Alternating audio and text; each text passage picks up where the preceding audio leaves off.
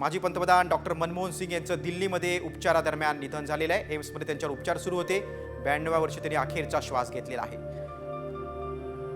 प्रख्यात अर्थतज्ञ म्हणून देखील त्यांची स्तुती केली जायची। त्यांचे अनेक निर्णय, प्रभावशाली निर्णयामुळे भारताच्या प्रगतीला दिशा मिळालेली आहे।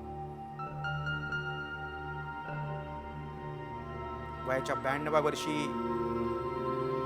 या ज्येष्ठ नेत्यानं अखेरचा श्वास घेतलेला आहे। जेव्हा पंतप्रधानपदाची सूत्र त्यांच्याकडे आली त्यावेळी त्यांनी एक आर्थिक शिस्त लावली। अर्थव्यवस्थेला वेगळं वळण देण्यासाठी त्यांनी खूप अनेक महत्त्वाचे निर्णय घेतले। अर्थतज्ञ म्हणून देखील त्यांचा एक लौकिक होता। नवी दिल्लीमध्ये फुफ्फुसात इन्फेक्शन झाल्यानं त्याला श्वसनाला त्रास होत होता। त्यांच्यावर उपचार सुरू होते। आपण अधिक माहिती घेऊया। आमचे दिल्लीचे प्रतिनिधी प्रमोद जगताप आपल्यासोबत आहेत। प्रमोद, डॉक्टर मनमोहन सिंग यांचं निधन झालेलं आहे। एक देशानं एक मोठा नेता गमावलेला आहे। नुकसान भरून येणार नाही अशी मोठी हानी आहे। मोठा नेता गमावलेला आहे असं म्हणावं लागेल। माजी पंतप्रधान डॉक्टर मनमोहन सिंग यांनी वयाच्या 92व्या वर्षी प्रमोद, मी तुम्हाला थांबवतो। काँग्रेसचे आमदार ज्येष्ठ नेते विजय वडेट्टीवार आपल्यासोबत आहेत।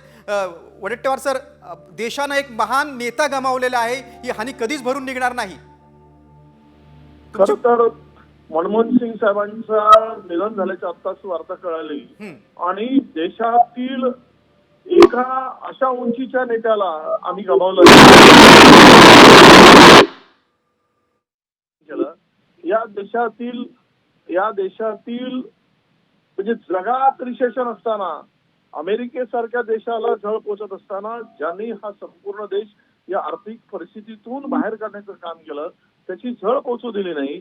रिझर्व्ह बँकेचा गव्हर्नर असेल किंवा पंतप्रधान म्हणून असतील, वर्ल्ड बँकेची जबाबदारी सांभाळत असताना, त्या प्रत्येक पदाला न्याय देत असताना आपला देशामध्ये जे काही आज 1.5-2 लाख रुपयाच्या नोकऱ्या मिळतात त्या केवळ आणि केवळ मनमोहन सिंग साहेबांच्यामुळे मिळत आहेत।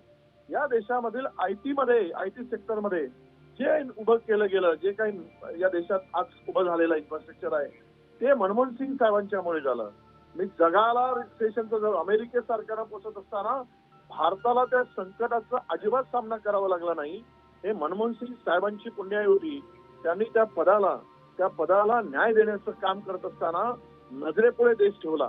आम्ही महान अर्थशास्त्रज्ञ आणि या देशाला एक समर्पित असं नेतृत्व या देशाने हरवलेलं आहे, जे कधीच ती पोकळी भरू काढू शकत नाही असा दूरदृष्टीचा नेता, असा देशासाठी समर्पित भावनेचा नेता, देशाच्या संकटाच्या वेळेस संकटावर मात करून देशाला उभं करणारा नेता या देशाने गमावलाय, काँग्रेसने गमावलाय। काँग्रेसच्या संकटाच्या काळात, देशाच्या आर्थिक संकटाच्या काळात मनमोहन सिंग साहेब उभे झालेत आणि हे सर्व संकट बाजूला करून देश उभा केलाय, देशाला या सगळ्या व्यवस्थेतून बाहेर काढलाय।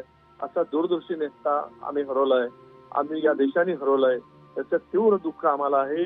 आम्ही या सर्व परिस्थितीतून हा देश हे पुन्हा असा नेता निर्माण होणे नाही किंवा तयार मिळू शकत नाही।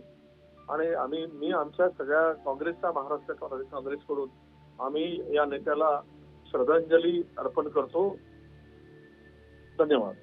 टीवारजी, तुम्ही साम टीव्हीशी संवाद साधलात, तुमच्या भावना व्यक्त केलात त्याबद्दल धन्यवाद।